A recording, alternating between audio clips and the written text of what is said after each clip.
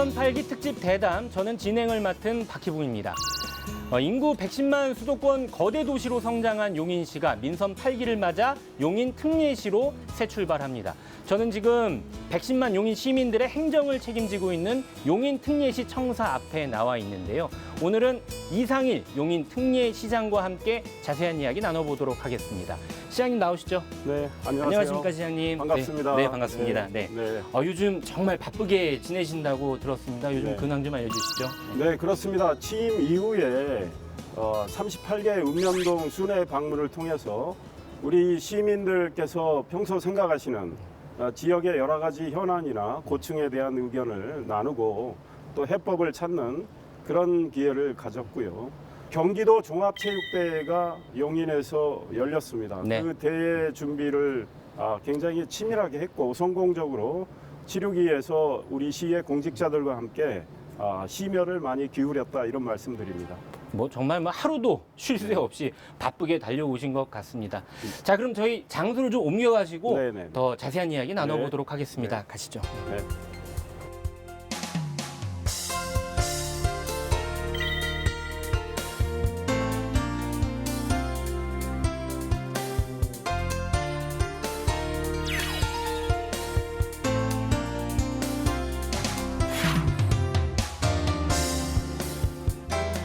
자, 이렇게 자리를 옮겨봤습니다. 이곳은 시청 바로 옆입니다. 용인문화예술원 전시실인데요. 풍경화전이 지금 열리고 있습니다. 이렇게 그림들이 많이 전시되어 있는데 시장님 가끔 와보십니까? 어떻습니까? 예, 자주는 못 오고요. 국회의원 시절부터 이곳에서 행사가 꽤 있습니다. 네. 용인에도 훌륭한 화가들이 많이 계시고 또 서예가들도 계시고 그래서 이렇게 전시를 합니다. 그래서 가끔 와서 보고 그렇습니다. 오늘 풍경화들이 아주 훌륭하네요. 시장님은 평소에 이렇게 미술 작품들에 좀 관심이 많으시고 인문학에 관심이 많은 시장님이다 이런 말씀들이 많습니다. 어떻게 이 인문학에 좀 관심을 갖게 된 계기가 있으신지요? 예, 대학에서는 제가 경제학을 했고 중앙일보 기자하면서는 정치부 기자를 주로 했는데 어렸을 때 제가 미술반을 시골의 초등학교 시절에 하고 그랬습니다. 네. 그림에 큰 재주는 없어 보여서 공부하는 게 낫겠다 싶었는데 그림을 좋아하고 그래서 많이 책도 읽고 또 관람도 하고 이렇게 하고 있습니다. 그리고 그림과 음악의 이 접목 지점이 많습니다. 서로 영감을 주고 또 문학 작품을 통해서 화가들이 영감을 얻어서 좋은 그림을 이렇게 그리거든요. 그래서 네. 이렇게 서로 접목된 것들을 찾아서 제가 틈틈이 자료를 만들고 있습니다. 그래서인지 최근에는 또 이렇게 노인대학 어르신들을 대상으로 이게 미술과 관련된 인문학 강의를 하셨다고 들었습니다. 네네. 보통 시장님들이 이렇게까지는 잘 안 하시는 것 같은데 예. 반응이 좀 어땠습니까?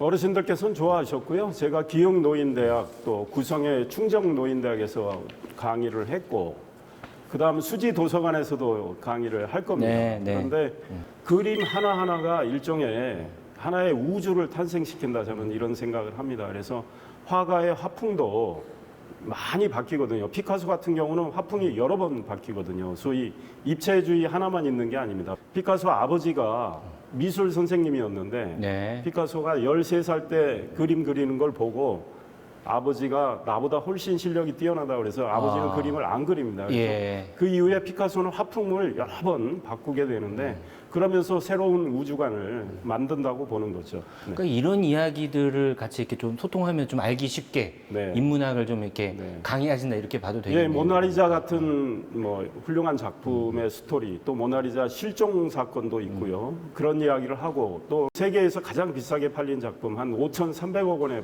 팔렸는데 네. 그게 다빈치의 살바토르 문디라는 네. 구세주라는 작품인데 그런 스토리, 아까 말씀드린 피카소의 이야기, 살바도르 달리의 이야기 이런 것들을 좀 이렇게 그림을 보여드리면서 강의를 했습니다. 이 시민들과 조금 더 편안하게 좀 이렇게 네. 소통할 수 있는 그런 방법이 되지 않을까 싶습니다. 네, 어르신들이 굉장히 좋아합니다. 그래서 제가 대학에서 강의를 할 때 정치와 행정, 저널리즘을 주로 가르치지만 그림을 곁들여서 또 강의를 하면 학생들이 굉장히 좋아한다 이런 네. 생각하고 있습니다. 네.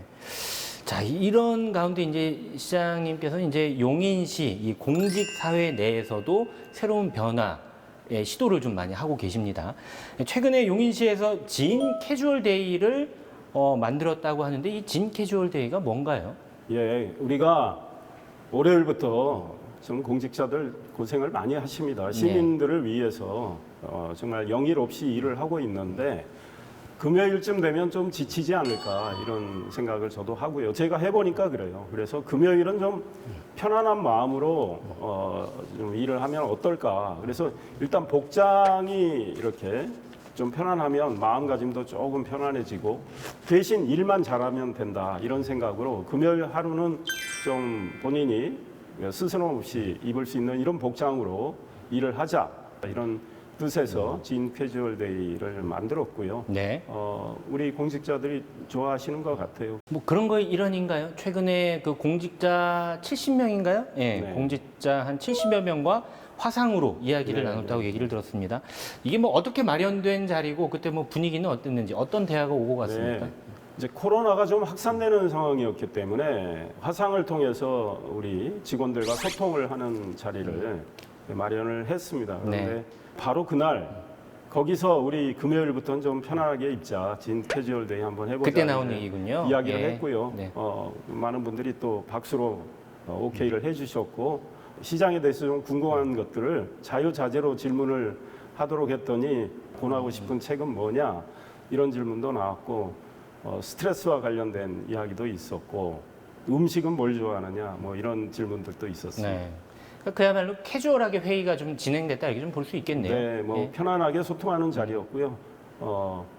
웃음도 많이 나왔던 것 같습니다. 네. 네. 자, 19대 국회의원으로 활동하신 이후에 그러니까 이제 민선 8기 용인시장에 당선되기 전까지 그 기간 동안에 진짜 방송 출연을 많이 하셨던 것 같습니다. 그렇습니다. 하루에 최소한 한 건 정도는 했던 것 같아요. 지상파를 비롯해서 뉴스 채널 또 이제 종합편성 채널 또 라디오 방송 여러 차례 나갔고 그걸 통해서 우리 정치의 중요 현안에 대한 저의 견해를 밝혀드릴 수 있었고 네.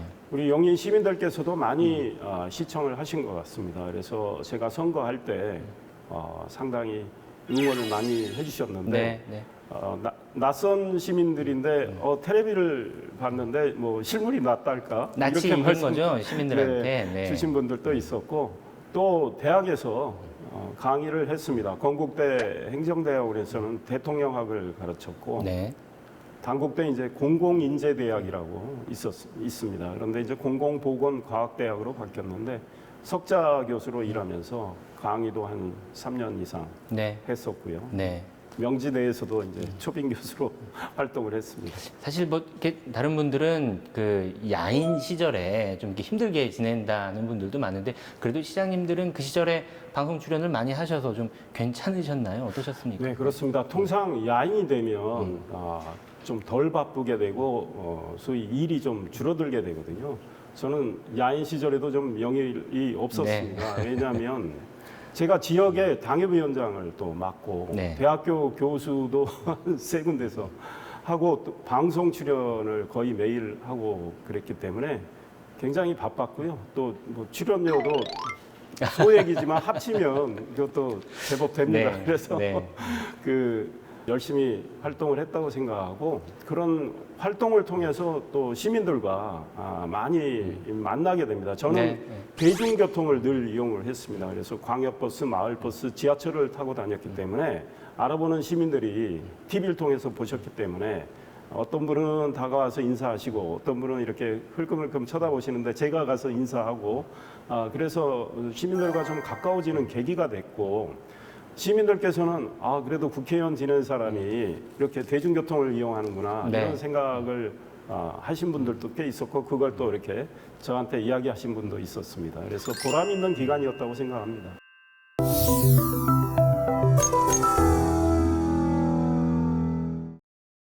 자, 민선 8기에서 인구 110만 이 용인시, 용인 특례시의 시장이라는 막중한 임무를 맡게 되셨습니다. 자, 용인을 글로벌 반도체 중심 도시로 키우겠다라고 선언하셨는데 어떤 계획을 갖고 계십니까? 그렇습니다. 우리 용인은 대한민국 반도체가 처음 시작된 곳입니다. 삼성전자가 기흥에서 반도체를 이제 시작을 했죠. 이어서 SK 하이닉스 후발주자지만 굉장히 투자를 많이 해서 지금 소위 선도 그룹에 들어와 있습니다. 삼성전자와 SK 하이닉스가 우리 용인에서 더 많은 투자를 하겠다는 지금 상황이고요. 네. 용인은 기흥의 플랫폼 시티가 지금 조성이 되고 있고 83만 평 규모입니다. 온산에 126만 평의 반도체 클러스터가 조성이 됩니다. 하이닉스의 공장이 들어오고 소부장 기업들이 또 활동하는 공간이 별도로 조성이 됩니다. 이렇게 되면 대한민국 반도체 경쟁력은 굉장히 높아질 것이고요. 우리 용인은 명실상부한 반도체 중심 도시가 될 겁니다. 저는 네. 그 기반을 닦기 위해서 삼성전자가 있는 기흥 쪽과 SK 하이닉스가 활동할 온산 반도체 클러스터 그거를 동서로 잇는 반도체 고속도로를 만들고 그 주변에 반도체 밸리를 조성을 해서 여러 반도체 소부장 기업들이 들어올 수 있도록 할 생각이고요. 그렇게 한다면 이미 말씀드린 대로 우리 용인은 미국의 실리콘밸리와 어깨를 나란히 하리라고 생각합니다. 반도체 좋은 기업을 유치함과 동시에 반도체 인력 인재를 양성을 해야 됩니다. 그래서 반도체 인공지능 고등학교를 하나 신설하고 우리 용인 관내에 좋은 대학들이 많이 있습니다. 그렇죠. 이 대학들이 반도체 관련 이 학과를 신설을 하고 삼성전자나 하이닉스 반도체 소부장 기업들과 함께 계약학과를 맺게 한다면 좋은 인력들이 용인에서 많이 배출되리라고 생각을 합니다. 네. 뭐 어떻게 보면은 반도체 중심 도시와 연계된 얘기일 것 같은데 또 중요한 게 교통 아니겠습니까? 워낙 이제 대도시로 성장했기 때문에 교통 인프라가 더 많이 확충돼야 한다는 이런 얘기들도 많이 있습니다. 또 어떤 계획을 갖고 계신가요? 제가 중점을 또 두고 있는 분야가 교통 인프라 확충입니다. 용인이 좀 급속히 성장을 했고 인구도 많이 늘어났는데 이 교통 인프라가 솔직히 따라주지를 못한 측면이 있습니다. 네. 그래서 용인의 초인구의 경우는 교통이 상대적으로 더 불편한데 경강선을 경기도 광주죠. 광주에서 우리 용인 남사까지 그래서 소위 북쪽에서 남쪽으로 잇는 이런 일들을 해야 되는데 지난해에 이 경강선 연장 사업이 국가철도 계획에 반영되지를 못했습니다. 네. 그래서 경강선을 꼭 연장하기 위해서 제가 국가철도망 계획을 좀 5년 단위로 지금 하고 있는데 임시로라도 2, 3년 뒤에 한번 그 계획 세우는 그런 절차를 좀 밟아야 되는 거 아니냐. 예. 이렇게 이야기를 하고 있습니다. 그게 된다면 경강선 연장을 꼭 그 철도망 계획에 집어넣겠다 이런 생각을 하고 있고요.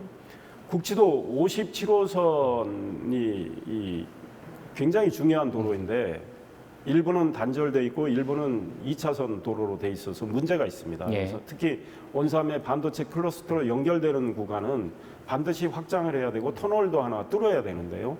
이 일도 비용이 상당히 들어갑니다. 2,100억 정도 투자가 돼야 되는데 이걸 하기 위해서 국비 또는 도비 지원을 받기 위한 노력을 하고 있습니다. 그리고 국지도 82호선도 정비를 해야 되고 수지 지역에서는 지하철 3호선을 수서에서 수지까지 꼭 연장을 해야 되겠다 이런 일들을 하고 있습니다. 네. 이렇게 이제 교통 이슈도 그렇지만 용인시처럼 이렇게 좀 대도시로 성장한 도시들이 항상 안고 있는 문제가 지역 간 불균형 문제입니다. 네.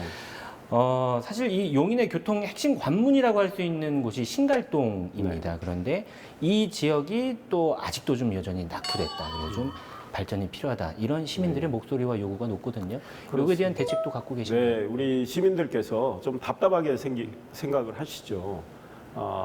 그래서 신갈 오거리의 이 도시 재생 사업을 저희들이 추진을 하고 있고요. 아마 이것이 좀 마무리되면 상당히 많이 바뀌지 않을까 이런 생각을 하고 지금 신갈 오거리에 사시는 그 주변의 주민들께서 또 지혜를 많이 모아서 굉장히 스마트한 이 도시로 지역으로 만들 수 있겠다 이런 생각이고 지금 인공지능을 활용해서 주차 시설도 좀 더 정비를 해 나갈 것이고 네이버에 지금 이 스마트한 이 상점 이런 것들이 등록이 네. 돼 있는데 네네. 그걸 이용을 했을 때 우리 시민들이 보다 편안하게 이용할 수 있고 신갈 오거리의 모습은 상당히 달라질 것이고 이 국비 지원도 받고 해서 네. 많은 투자를 하고 있다 이 말씀을 드립니다. 네.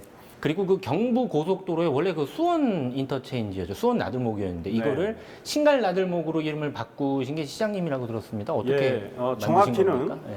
경부고속도로 수원 IC였는데 신갈이란 이름을 붙여서 수원 신갈 IC로 바꿨고요. 용인의 많은 시민들이 또 용인의 소위 의원들이 시의원들이 이름 바꾸자고 거의 뭐 10년 이상 노력을 했어요. 네. 그게 안 됐었습니다. 그런데 제가 국회의원 시절에 당시 새누리당 여당 소속이었고 용인을 위원장, 신갈이 포함돼 있죠. 위원장을 맡고 나서 시민들이 그런 말씀을 많이 하시길래 제가 한번 바꿔보겠다고 해서 정말 6개월 만에 바꿨습니다. 네. 신갈 땅에 수원이라는 이름만 있으면 안 되지 않느냐. 우리 용인의 프라이드와 관련된 문제다. 이 신갈이라는 이름을 이제 붙이자. 마침 도로공사 사장이 저하고 아주 가까운 분이었는데 제 이야기가 일리가 있다고 생각을 하고 도로공사 부담으로 이제 그걸 바꾸게 되는데요. 신속하게 절차를 밟아서 6개월 만에 수원 신갈 인터체인지로 바꿨습니다. 신갈동 주민들이 굉장히 환영하고 있다고 네. 들었습니다. 네. 그리고 사실 저 용인시에서 이 얘기를 아직도 좀 빼먹을 수가 없습니다. 그 난개발 얘기를 아직도 좀 이어가고 있는 중이고 또 이 난개발이라는 오명을 탈피하기 위해서 계속해서 용인시가 여러 가지 뭐 정책들을 추진을 하고 있는데 이번 민선 8기에서 이상일 시장님은 좀 어떻게 타개할 계획을 갖고 계신지. 예, 참 고민거리 중에 하나인데 특히 수지 기흥은 난개발이 많이 이루어졌고요. 이미 저질러진 거를 원상복구하기는 지금 어려운 상황이거든요. 다만 이제 그렇게 어지러진 곳을 어떻게 좀 정비를 해서 자연 친화적인 그런 느낌을 주게 하느냐, 이걸 위한 정비를 또 해야 되고요.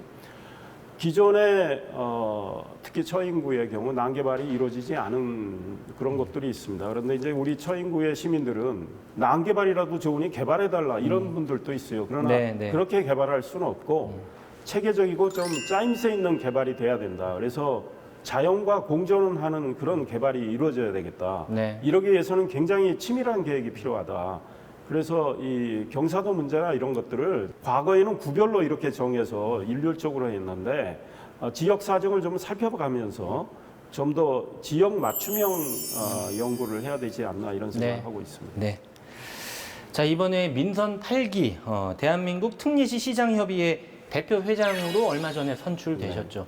이 4개 특례시가 앞으로 좀 해야 될 일들이 많이 있습니다. 뭐 권한 확보 얘기가 가장 많이 나오고 있죠. 앞으로 좀 어떤 계획을 갖고 계십니까? 네, 그렇습니다. 우리 용인을 비롯해서 수원, 고양, 창원 인구 100만 이상 4개 특례시가 있는데요.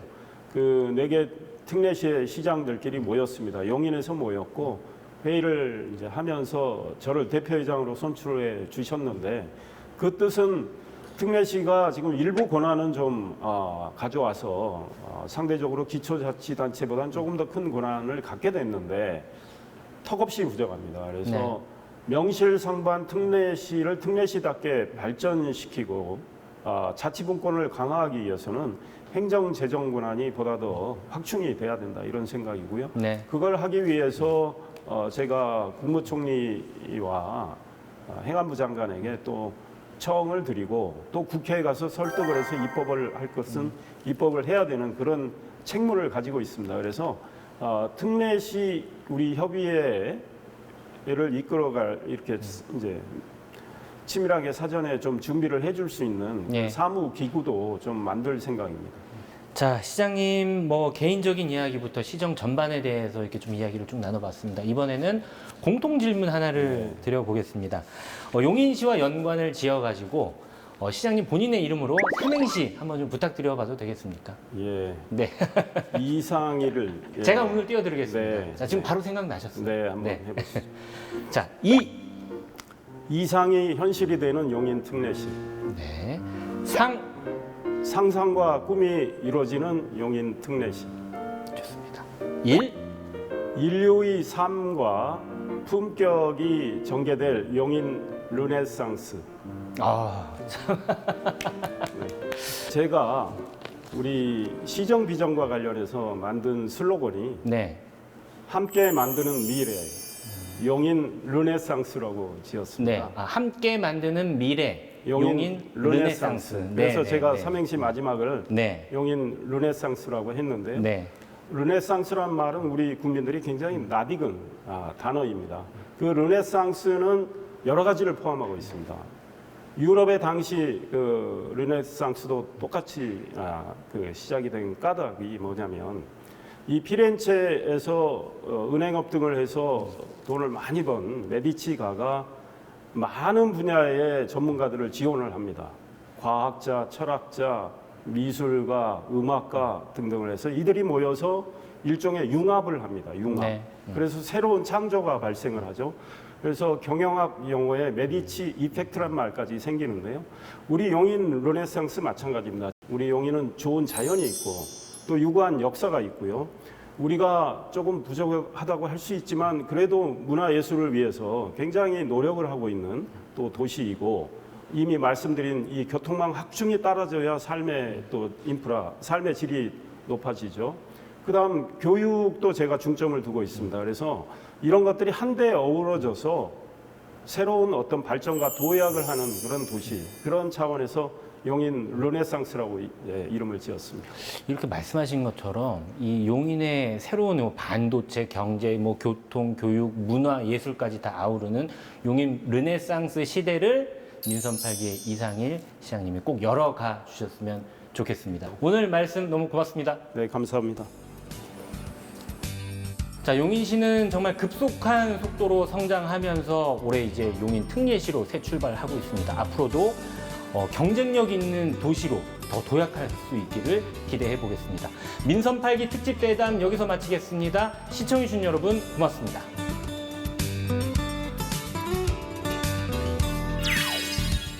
자, 용인 시민들은 인자한 분들입니다.